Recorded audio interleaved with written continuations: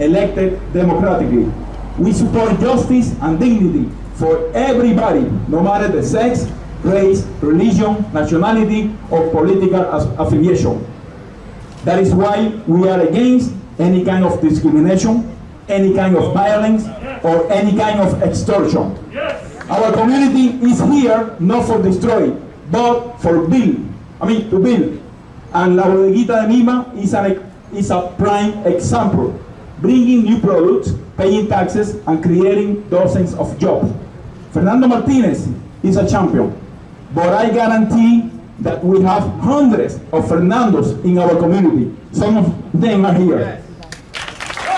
And that is why we are here for supporting him and everybody of this team. To this city, we owe so much. We have found a place and people that have welcomed us with open arms. Therefore, we stand here for peace, for justice, and for love. God bless Louisville and United States of America. Yes. I'm saying, I don't have to believe what you believe in order for me to be your friend, in order for me to be your neighbor. That's not what we're saying.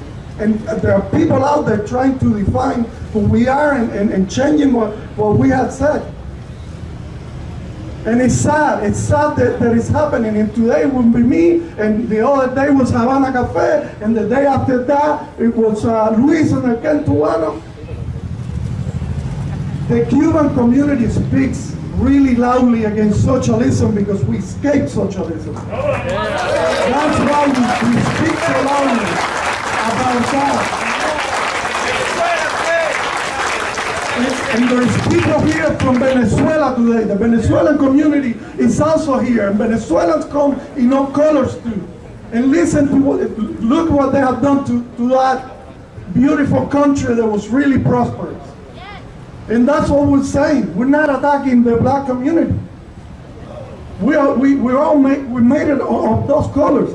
If you want to see how much socialists love black people, search Berta Soler, a brave black Cuban woman that is fighting for freedom of expression in Cuba, for equal opportunity to all Cuba. Guillermo Farina, Las Damas de Blanco, the ladies in white. Go to Facebook and you see how many videos this brave Cuban woman dressed in white every Sunday. And the only thing they do, they march peacefully to ask for equality in Cuba, for freedom of expression, to oppose the lack of basic necessities, human freedom of expression. And you know what they do? And most of these women are mainly black, and they get beaten senseless every Sunday by the police in Cuba. So this is not a race fight. This is an ideal fight. Hi, this is Frank Simon with the rest of the news, and we have an outstanding program for you today. And you just saw the video of a rally, or really it was a gathering downtown yesterday. And we were all down there, and we saw it, and we were concerned about what it was all about. And we want to begin with Mishorn. Well, let's have everybody introduce yourselves. Well, I'm Mishorn Daniels with God's Lives Matter. Okay, and Peter? Yeah, Better Days with Peter Hayes, also with God's Lives Matter. Okay, and Berta, tell us where I'm you're... Berta Weinberg. I'm the president of the Cuban-American Association of Kentucky. Okay, and Irina? Pastor Irina Baptist, also, the director of the page Nosotras en Casa and Justicia para Todos, which is Justice for All in Facebook. Okay, so, I was down there, and I felt that let's begin with the demands. Peter, what were the demands that the Black Lives Matter we're going to talk about? Well, I think when I heard about the issue concerning the demographics of people being attacked solely because they were Cuban, about a Black Lives Matter movement, it bothered me because here we are, you're talking about a demographics of people who has come to America seeking a better way and everything, and to have someone to try to extort them for trying to have and build their own business. That bothered me as a person that's understand. I'm originally from Miami, and so when I heard about that, I have friends that are Cuban and everything, and my neighbors, and I know their stories, okay, and I know how they got in. And then I got a good friend here in Louisville, Kentucky. I heard he actually explained to me. I was moved by how he came here on a tube, okay, and was picked up by the Coast Guard and everything to come to America and everything. And as I say, their story is like our stories. The difference is that they came here by choice to try to come for this here and everything. And how dare us who are born and raised here, okay, get envious of other people trying to make a better quality of life, and you're going to put those demands to try to stop it. I had to come and show my support for that. Okay, Peter, tell us exactly something about these demands that Black Lives Matter made. Sure. So the article in the Courier Journal laid out that they demanded that these businesses, number one, hire at least 23% black employees and managers. The second thing was that they buy 23% of their products from retail establishments owned by black businesses. And then the third was that they sign a document or show a sign that they support reparations. And then the fourth issue was that they have twice a year diversity training. And since then they've added 4 more. And what really got me stirred up when my Cuban friend Luis Fuentes, who publishes the Cuban newspaper, you know, it's one thing to make a request, but when you make a demand and then you require people threatening, the guy was quoted in the Courier Journal that we're going to F your business up and burn it down. That's like, no, that ain't America. Well, you know, these people, it's like you say, it was kind of extortion because they're not police, they're not officials. You're talking about private citizens, okay, who's going to reach out and try to extort somebody else because they have a disagreement with their rights to exist, and that's wrong. Exactly. Yeah. Well, you know, this reminds me of the story of the 3 Hebrew children that were told, you have to bow down when I tell you to bow down, or else we're going to toss you into the fire. Okay? And the story goes that they didn't bow down, and God helped them. Well, you know, it sort of seems to me that's kind of where we are today. They want us to bow down to them just because, you know, otherwise they're going to burn us up. Or isn't it true that some of the other business owners did meet their demands or try to bow down to their demands and everything, but the Cuban restaurant, what's his name? La Bodeguita. Okay, he stood up to it and everything and wanted to make sure that he was not going to meet the demands. You want to speak to that? And that's the reason, and I want to explain to your audience that this gathering was not called by any organization in town. This gathering was called by the Cuban community. As soon as they saw the videos, the live videos happening, in the way this other group was demanding, and all these consequences, that if you don't comply with this, we're going to burn your building, and we're going to outcast you on social media, and we are boycotting your business, and anybody who has ties with you will be boycotted, because that's what happened to El Cubano, which is the only Hispanic publication, the oldest Hispanic publication in town. They got 10,000 copies out for free every month. They're teaching and educating people, and now this other group is telling the owners of this restaurant, you need to cut ties with him. So it's not only going against Fernando. Cut ties with him. Yeah, it's just going against Fernando, against El Cubano, and my question is, against whom they're going to go next? Right. Yeah. In other words, next time would be me. Next time would be you. Next time would be you. Next time would be you. Next time would be you. Okay? They just decide they don't like certain people and they're trying to dominate them. And let me tell you, Dr. Simon, what happened with the Cuban community in the States, in the Black Lives Matter, it is not that we are against the lives, but we definitely cannot align with the founders of a movement who are openly said they're Marxists. Marxist. We escape a country because of that. That's the reason we're here. That's the problem. That's the main issue that I see in all these things. And this is the problem with freedom. Yeah. People don't understand that there is this special thing about freedom. The freedom that you give, you will never take it back. You cannot give it away. I don't know what happens. I don't know, it must be something within the human mentality. Once you give your freedom away, you will not take it back. You don't you dare to think that that if the business owners are giving their freedom, I will not have to give up mine. You will too. And we are living testimonies. And for such a time as this, is that what I think? You know, that's what I was saying. My friend Luis called me out and told me, Irina, the owner of La Bodeguita, I'm a pastor. I didn't even know exactly what was going on. But Luis called me and told me, Irina, we are going to have a gathering tomorrow on support of the La Bodeguita de Mima. And the owner of the business asked me, can you locate the pastor that prayed for the other gathering that you all have and let her start in prayer? You know what I mean? Yeah. So I said, well, somebody asked you to pray. What else can you do? You can't say no to that. You have to say yes to that. And then when I knew what it was, I said, listen, the problem is that people don't know. Right. That's right. This is People don't know. For such a time as this, we are in this place. Right. To help everybody who doesn't understand what they are getting themselves into, to have a glimpse exactly what is going to come down the road. tell us what happened in Cuba when this kind of thing started. This is the thing. And I was talking to somebody, telling Dr. Simon, I was having this conversation, this text message conversation with somebody who was, I won't mention from what political party, but the person was trying to tell me, will you change? And I said, no, I can't. I can't support an organization which rhetoric sounds so eerily similar to the one my country here 61 years ago.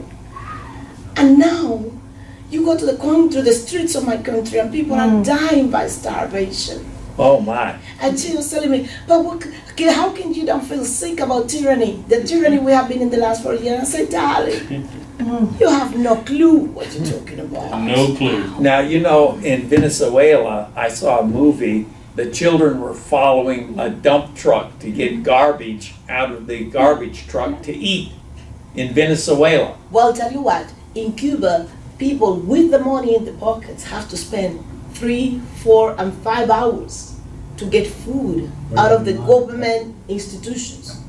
When the government stifles or on business, the private sector keeps the economy alive.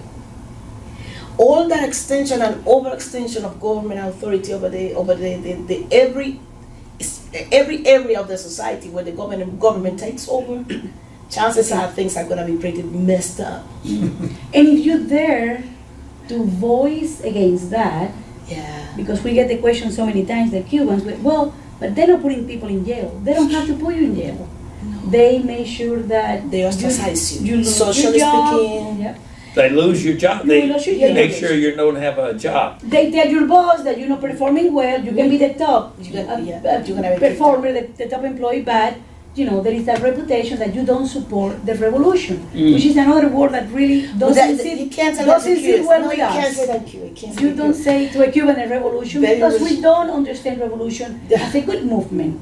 Our experience and opinions are built our opinions. We are not psychologically ready to hear that again. Revolution, no, we can't take it. You don't talk about revolution to us. Revolution don't sound good. We support private property, hard work. That the owner of that restaurant, and I was telling you, I met the family 24 years ago. They had not done anything else than work. In this country. I remember 1 year asking the family, do you ever take vacation? And they said, the 2 days that we closed the restaurant. That's a vacation. That's a vacation. They've been working 18, 20 hours for a whole year to finally open La Bodeguita. And happened, and then the COVID happened, and they could delay the opening. Then they open on 33%, I believe that's what the government allowed. And then they have to reduce to 25. Right. The night, and they have been criticized for closing that Friday and Saturday, that the protest was happening on Market Street, the night they closed, they lost 300 people. They had 300 people dying that night on Friday. That was a total loss for the restaurant that is feeding 30 families. We have to understand it's not just the owner. The employees' families are impacted for 2 days, Friday and Saturday. And they say, if you don't do what we say, we're going to burn your building. Well, that sounds so similar to what happens to our church in 1995. I'm coming from a church that a man founded in his backyard. Remember, church have no right to build nothing in my country. No. You can't build the church in Cuba. Now, this is in Cuba. That's in Cuba. Yeah. Now the church started growing from 300 people to 500 people. Now mark you, this is 500 people on the tropical sun. When it's on the outside. If it was sunny outside, everybody was under the sun. If it was rain outside, everybody was under the rain, listening to the gospel. Wow. But that did not accommodate the government. The government. And the government demand, again the word from the pastor, close the church. Close the church. That was the demand. You do what the Close the government church. tells you to do. Yeah. You know, Close the church. You have to close the church. And then he says, churches do not close. If you have a place where you can take us, we will go there. But we don't close. After a little time in which it was that back and forth, back and forth, back and forth of you close, I can't close. I have 500 people that are trusting me for the word of God. Yeah. But I'll tell you what they did. That's why this is what the Protestants and whoever it is, they don't understand. We've been through that already. They came one morning, knock at the door, bang the door open, pick up every single thing, even the little timbrels that children would use to play in the service. They pick it up and they throw it in a truck. They bring the pastor to the courthouse and they make a summary trial that lasted one afternoon. I still remember all the churches in my town in the streets, laying down, kneeling down in the street, crying out to go for the city, while the judge was passing trial on my pastor and landed him in jail for 1 year. Put him in jail for a year. Put him in jail for a year. Just for preaching the gospel. Just because he was preaching the gospel. And then after that, the government again forbid people to gather in the church. We have to gather in the houses. And you cannot gather more than 4 people. It has to be people from your family. The neighbors were in charge to watch. If you will have somebody that was no member of your family in the service, they will come with sticks. Report to the government. They will report to the government once, and they will come with the sticks to beat you down. Beat you with the stick. To beat you with the stick. They will have we have the experience to gather for a last service in one of our home services in the house of one of the church sisters, and they will have a whole bunch of people. They what? A whole bunch of people waiting for us outside to beat us up. And a government officer with sticks. And the government officer come to say you have to finish this, otherwise that people out there is going to beat you down. Well, right here, the Governor Bashir told him you have to close the churches in Louisville, all of Kentucky, That's or else we're going to arrest you or get your number off your car, your license number. Yeah, that's unfamiliar. You know, when I'm listening to your story, and I think about, people call themselves Christians and everything, but a true person of Christianity, you're tested to develop into believers by your persecution. Yeah. Okay. Yeah. Your persecution is the true test if you are a believer. See, everybody can call themselves a Christian. Okay, but your faith is what you are willing to sustain. 1 Peter 2:21 talks about Christ came here and died for us, and he suffered for us. Okay? Suffered, yeah. And we too are to suffer, but many people don't realize. Okay, and it's when I hear, and this is why it bothered me for coming, because I understand that when you suffer, okay, for doing good, you actually doing the same that Christ done for us, okay? Yeah. And when you see people that comes under a tremendous amount of persecution, as people that come, like immigrants that come from other countries and everything, they first suffered, Okay, so Yeah. when they come to America, they see America entirely different than us who have been here. This is Yeah. why I tell people that, we don't know what that is. no we idea. now we We have take it for suffered. Now, granted, yep. Descendants of American slaves. We have suffered here in this country and everything. But the problem is that we have not stood up against it in a manner that requires that people to respect you in such a manner. And what you all do when you come from other countries, and that you actually show the strength of saying that I will not be persecuted, okay, to not fight for what God has for me, okay, like God gives me life and everything, and that has to do with Deuteronomy 16:20. It talks about justice, okay. Justice is when each and every one of us fight for the justice that God gives us, okay. And many of us don't. I mean, it's a personal thing with me. That's why the concept of God's love. We must fight for the justice that not the country give to you, not your government give to you, Right. but the justice that God gives to each of us to pursue that and everything. And the best way I see and I get fired up is people that come from other countries. Okay, Yeah.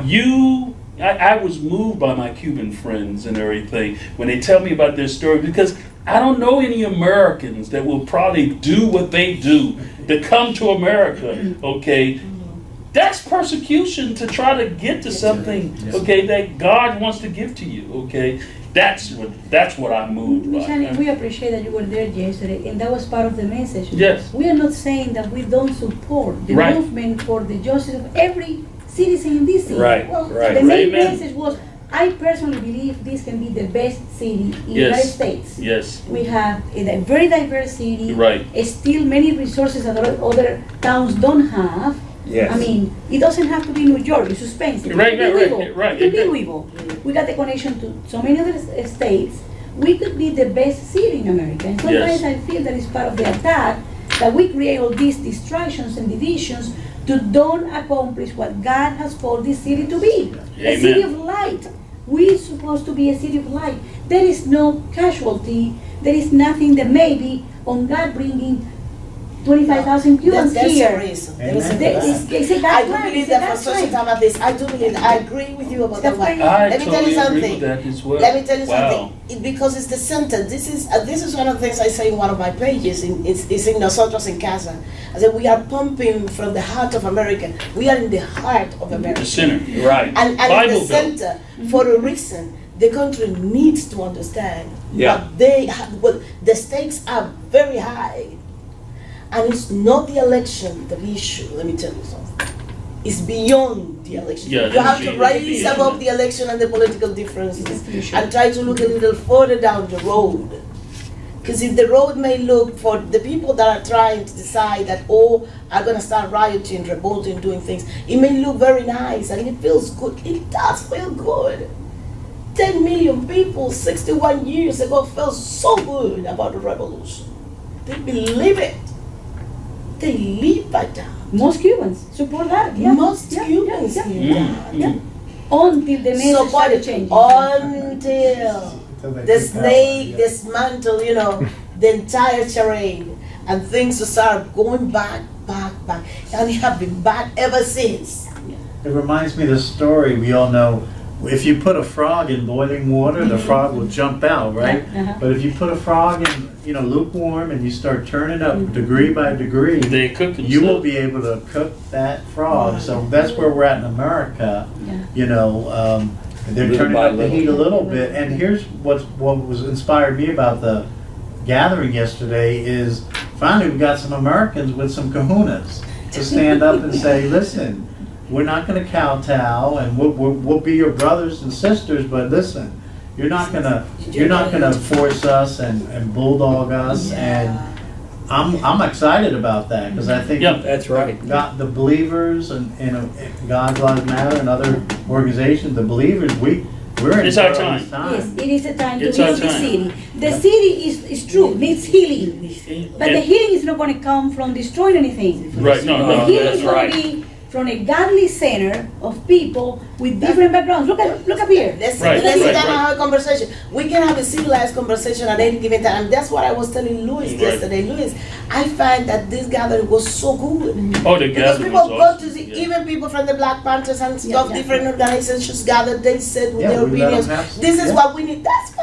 Because we Right. allow them to speak. Right. Who is Whoever against came that? down, Nobody's against that. whoever came down was able to speak. It was And that's what we want. Just And talk. we are very Let's grateful. It was a talk. peaceful gathering. Yeah. Very There peaceful. was love in that gathering. People that would never be together otherwise, honestly. Yeah. And we were there. But I'm going to leave you with this question. Why do you think that 25,000 Cubans, maybe more, will know when the census is over in December, will come to Louisville, Kentucky with such a different weather, different culture?